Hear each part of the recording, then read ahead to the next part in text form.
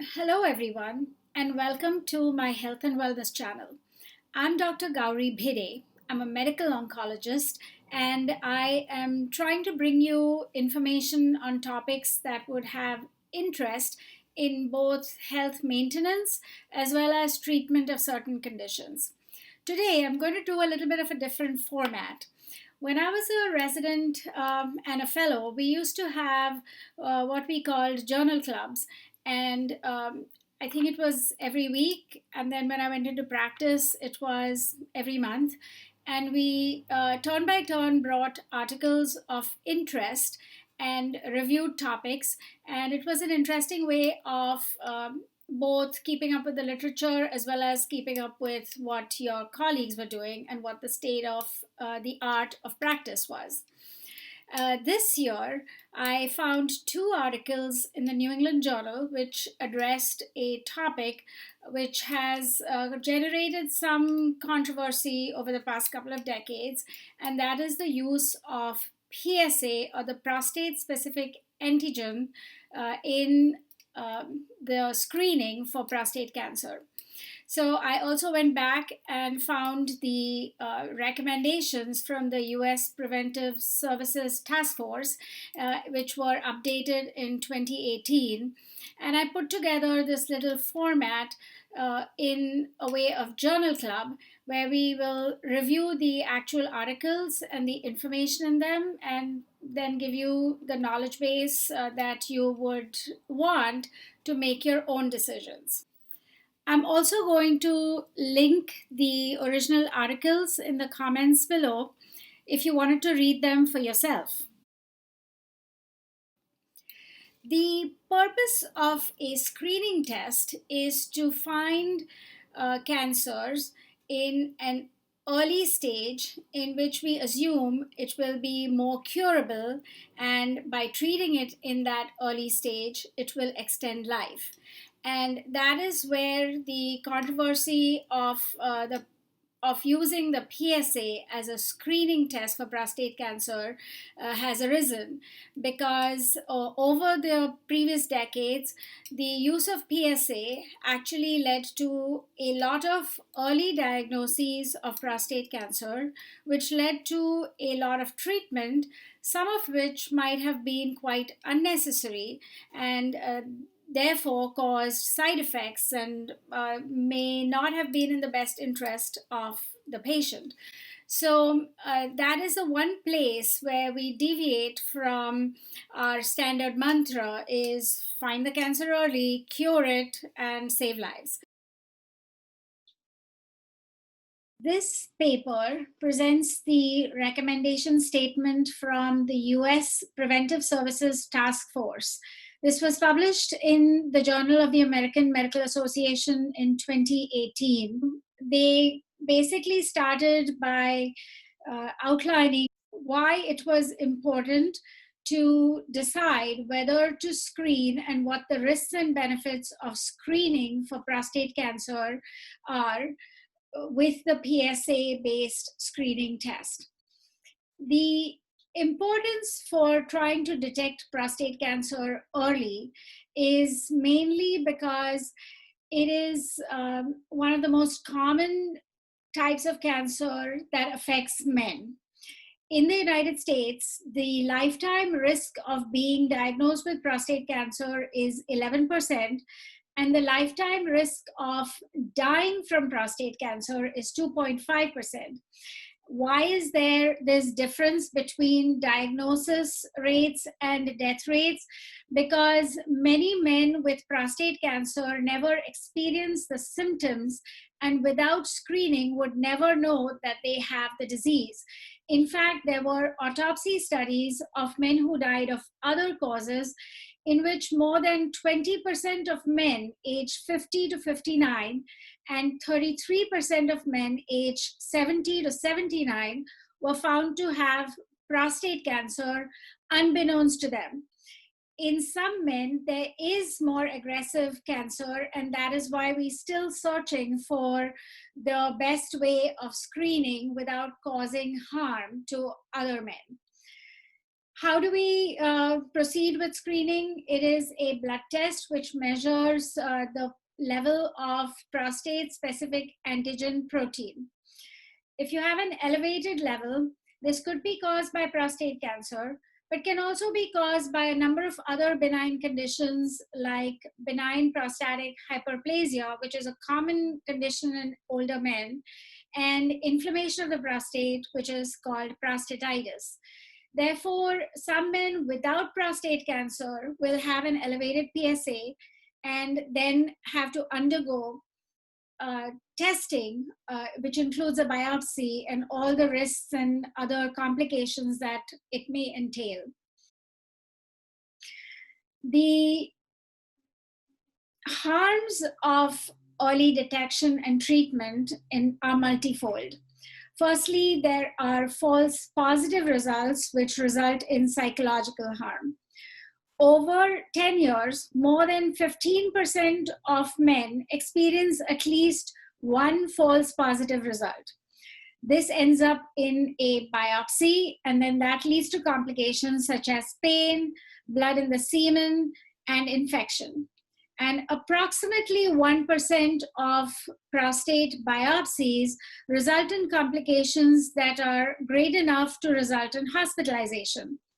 Therefore, the false positive results and the complication rates suggest that the harms of the screening and diagnosis are a factor. PSA-based screening for prostate cancer leads to a diagnosis of prostate cancer in men whose cancer would never have become symptomatic during their lifetime. This is called overdiagnosis, and follow-up of large randomized trials suggests that 20 to 50% of men who are diagnosed with prostate cancer through screening may be overdiagnosed. Overdiagnosis rates increase with age and are highest in ages 70 and older because older men have a high risk of death from competing causes. What is the harm of prostate cancer treatment? This would include erectile dysfunction, urinary incontinence, and bothersome bowel symptoms. If they are diagnosed with prostate cancer and then they undergo a radical prostatectomy, 1 in 5 men will develop long-term urinary incontinence, and 2 in 3 men will experience long-term erectile dysfunction. If they undergo radiation therapy, more than half the men would experience long-term erectile dysfunction, and 1 in 6 men experience long-term bothersome bowel symptoms. So there is evidence that there are harms to overdiagnosis and treatment. So this is what the task force recommended from examining the various clinical trial results. They do not recommend prostate cancer screening unless men specifically express a preference for screening after being informed and understanding the benefits and risks. The potential harms of screening occur immediately, and the potential benefits may occur long time after the treatment because progression from asymptomatic, screen detected to symptomatic metastatic cancer or even death may take years or even decades to occur. So who should consider screening? There should be a risk assessment, and as we know, there are 3 groups which have a higher risk, and those are older age, African American men, and those with a family history of prostate cancer. The task force looked at all the results of the trial, and unfortunately, because there were fewer than 4% of African American men in the US-based trial, and there was no reporting on race in the European-based trials, there isn't sufficient data to make separate recommendations.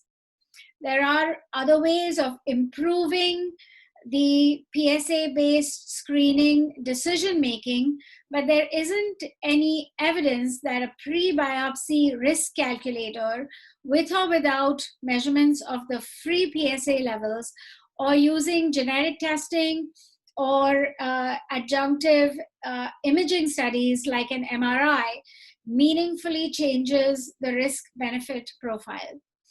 This is an important area of research that will need to continue to take place.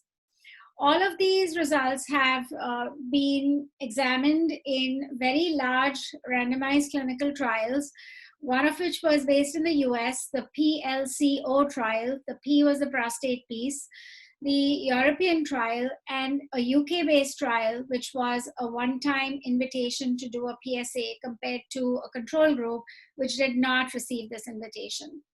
So, all of these trials basically conclude after 12 to 15 years of follow-up that there is some small benefit in men ages 55 to 69, and there is no meaningful benefit in men ages 70 plus.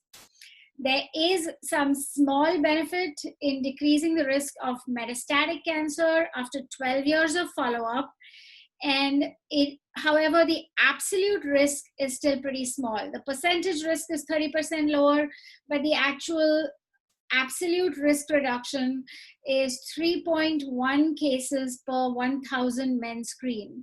And the vast majority of screen detected PSA based screening, the vast majority of those prostate cancers are low risk cancers. There is inadequate evidence on starting screening at a younger age, and in men more than 70 years of age, there is no benefit to continue screening. The task force does recognize that men will continue to request the screening and clinicians will continue to offer it. However, men older than 70 who request screening should be aware of the reduced likelihood of benefit from screening and the increased risk of false positive results and the complications of diagnosis and treatment. Men who are not able or willing to continue with treatment should not even be screened. And in fact, in a recent major trial, which enrolled more than 1,500 men randomized to either active treatment or active surveillance, the 10-year survival rate in all the groups was 99%. So the good prognosis of early stage prostate cancer makes it really difficult to study the effectiveness of treatment. There are three main varieties of treatment once you're diagnosed with prostate cancer. One is, or rather, early stage prostate cancer. One is radical prostatectomy, which is the removal of the prostate gland, radiation therapy, which will include either external beam radiation, proton beam therapy, or brachytherapy. And the third is active surveillance. Active surveillance is the approach that seeks to limit the harm of treatment and includes regular repeated PSA testing, often with a digital rectal exam and a prostate biopsy.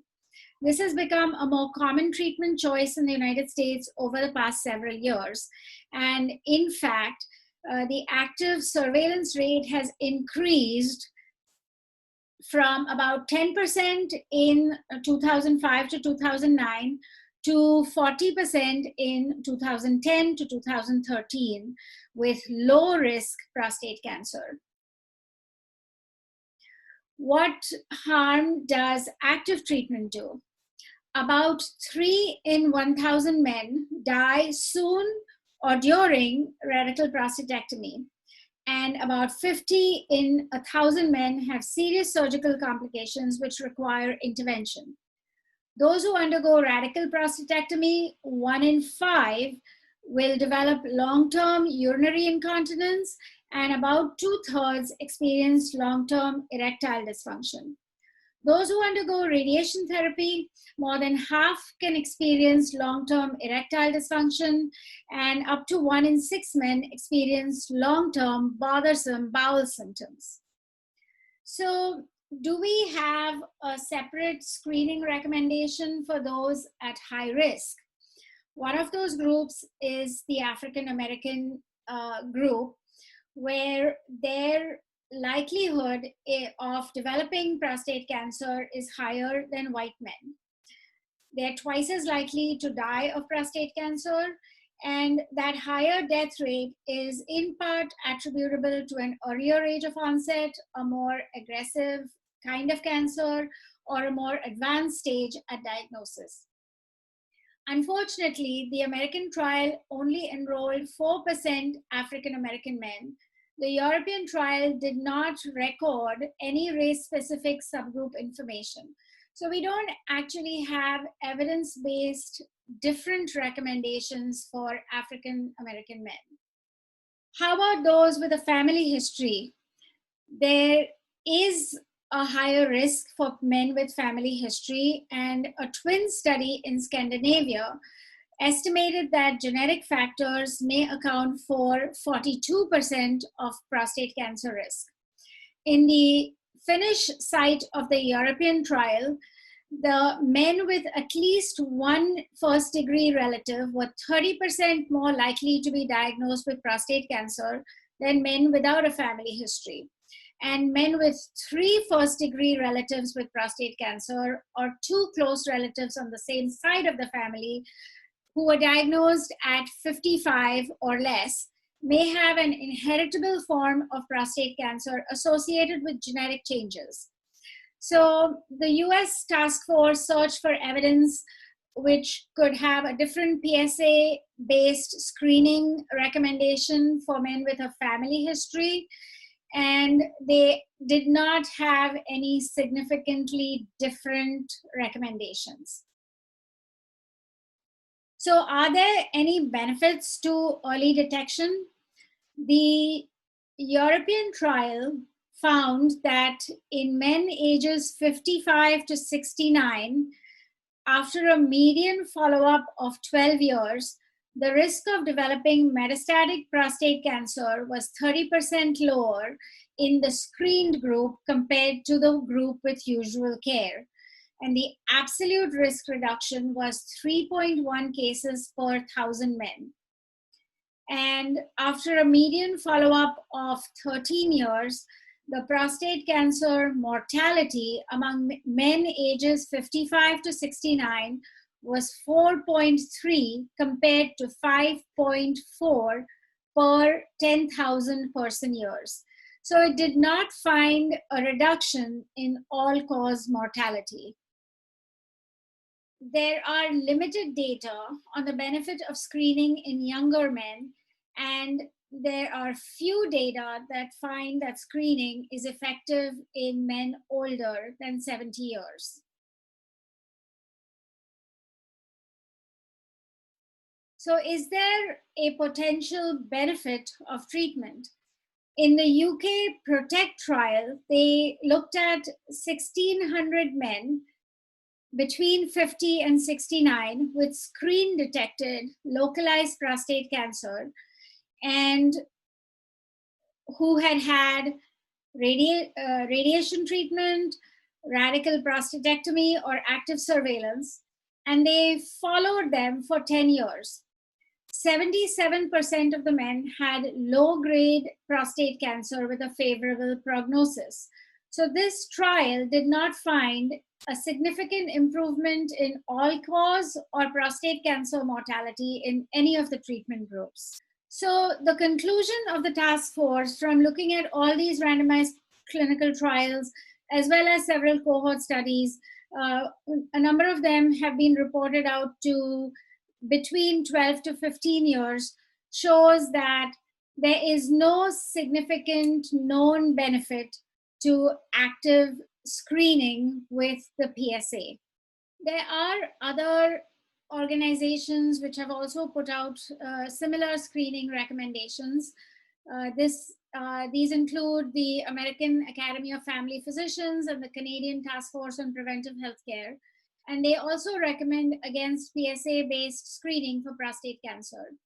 The American College of Physicians recommends that clinicians discuss the benefits and harms of screening with men ages 50 to 69 and only recommend screening for men who have a life expectancy of more than 10 to 15 years and who prioritize screening. The American Urological Association also recommends that men ages 55 to 69 with a life expectancy of more than 10 to 15 years be informed of the benefits and harms of screening and engage in a shared decision making with their clinicians. This is a review paper published in the New England Journal of Medicine in April 2020. It is reconsidering prostate cancer mortality and the future of PSA screening. It starts by noting that US mortality due to prostate cancer peaked in the early 1990s and has decreased since then from 39 per 100,000 men to 19 per 100,000 men. And no one actually knows why. And one of the possibilities is that prostate cancer mortality was quite stable until the 1970s, and then it began to decrease since the 1990s. During that interval, prostate cancer mortality rose because possibly more surgical procedures were being performed in older men called a transurethral resection of the prostate to treat benign prostatic enlargement. The specimen was then sent to pathology and an incidental diagnosis of prostate cancer was made, and many older men received this diagnosis of prostate cancer, and that diagnosis stuck with them at the time of death. So the mortality was attributed to prostate cancer rather than the true cause of death. And so there was this theoretical increase in prostate cancer mortality and then this substantial decrease subsequently. Autopsy studies have shown that there is a substantial reservoir of potentially detectable disease. More than half of the men who have died after age 60 from some other cause have pathological evidence of prostate cancer. And this surgical procedure, which became very popular, allowed this practice of sampling the prostate and tapped this reservoir of otherwise undetectable and asymptomatic prostate cancer. As a result, most PSA detected prostate cancers are really like a chronic disease rather than an aggressive malignancy. And they're mostly well-differentiated cancers in a low Gleason score group. There are a few of them at the other end of the spectrum, poorly differentiated with a high Gleason score, and men with that category often die within 10 years of diagnosis, even if they undergo surgery or radiation or both. So what ends up happening is PSA screening finds primarily well-differentiated prostate cancers. The poorly differentiated cancers are found much less frequently.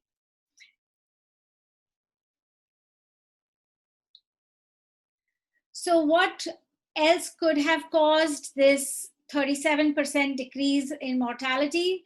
It also coincided with the introduction of hormone therapy, which urologists started using routinely in locally advanced, clinically significant prostate cancer. So it may be the adjuvant hormonal therapy that is causing this 30% decrease in prostate cancer mortality. Another effect of screening has also resulted in decreasing incidence of metastatic disease, which would have otherwise caused death at a later stage in an older age group. So there could be a decrease in cases presenting at a later stage, which causes this decrease in mortality. In other words, the observed effectiveness of screening derives less from the provision of curative therapy to the many men who were found to have localized disease and more to the medical management of the few who were discovered to have the more aggressive disease. So why not advocate for PSA screening? Firstly, there is an enormous human cost, and more than 1 million men were diagnosed with a clinically insignificant cancer and received treatment for findings that would not have caused symptoms or death. PSA screening, according to these authors, represents a textbook case of overdiagnosis and overtreatment in medical care. And on that basis alone, the authors believe that the US Preventive Services Task Force was correct in not recommending PSA screening. They also note that length of life is not the only relevant outcome, that quality of life is equally important. So there are two aspects to this quality of life measure. One is screening can help avert the pain that is associated with metastatic disease. On the other hand, prostate cancer treatment itself results in substantial morbidity. Both surgery and radiation can cause impotence and bowel and bladder problems, decreased stamina, and a metabolic syndrome. So, which group of men, the treated or the untreated, feels a bigger effect on their quality of life? And this can be debated. The other detriment is that the screening efforts can distract primary care doctors from addressing other more health promotion issues. Another problem may be due to medical legal issues, that the blanket statements about the value of early detection opens the door to litigation over missing early prostate cancer. However, if you're going to screen anyway, can we improve our screening protocols? Maybe have a higher test threshold for biopsy. Another option would be to have a higher PSA threshold for referral to urology. And the goal of the screening strategy should minimally affect current prostate cancer incidence and still identify clinically significant disease at an earlier stage. The authors do believe that the conventional goal of screening to maximize cancer detection is wrong.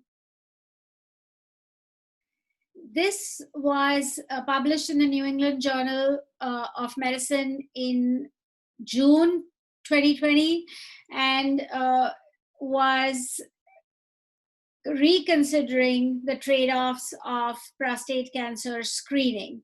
The authors point out that the widespread adoption of PSA screening in the early 1990s resulted in an increase in prostate cancer diagnoses, and death rates halved over the next 25 years, and they attribute that to the screening. And after screening fell out of favor, the numbers of prostate cancer diagnoses have also fallen, and they are concerned that this will lead to an increase in the presentation of advanced disease or metastatic disease. And they think that the falling out of favor of PSA screening has been a misinterpretation on the part of the task force that recommended that PSA screening not be routine. So they believe that the length of time of follow-up reported in the randomized clinical trials which have been conducted and on which the task force recommendations were based were too short, and that the natural history of prostate cancer is very long, and the benefit may not be seen in this short-term follow-up. They point out that the level of benefit that was noted in the PSA screening trials was similar to the recommendations which resulted in supporting breast cancer screening. And I have a little quarrel with that, because as we note, as they acknowledge that the life history of prostate cancer is very long, and we know that a lot of men have undetected prostate cancer and their death cannot be attributed to prostate cancer. Whereas we do know that breast cancer does cause mortality, and that early detection in breast cancer, however small the numbers may be, does save those lives. So I don't think that parallel is entirely valid. They do point out that men with clinically detected prostate cancer usually have a more advanced form of prostate cancer than the ones who are detected on a screening PSA. And the benefit is seen really over the long haul and not over the short haul, as has been reported thus far. So they do acknowledge that there is a harm of screening, and one is over detection and the consequent treatment related long term adverse effects. They recommend using additional decision aids other than what is currently available, and they have different modeling techniques that that support their view that there there is long-term improved survival with screening PSA tests. Also, don't think that the reported quality of life issues are as great as their model predicts in terms of post prostatectomy and post radiation treatment, erectile dysfunction, as well as bowel and urinary incontinence. They do acknowledge that the patient reported outcomes may not reflect the full effect of treatment on the men's lives. They think that there may be other ways of decreasing the adverse impact of screening, either by using longer intervals, by using more conservative biopsy criteria, and perhaps by using imaging techniques like a pre biopsy MRI. I am concerned, though, in comparison with the breast cancer MRI history, that the use of MRIs actually increase biopsy rates in women who are being screened for breast cancer. So I'm not confident that using a pre biopsy MRI will actually help solve that situation. They do think that we need to improve, and I agree, the ability to diagnose relevant prostate cancers early and to minimize the development of metastatic disease in this select population. How we will go about doing that still remains in question. I hope you found this information useful.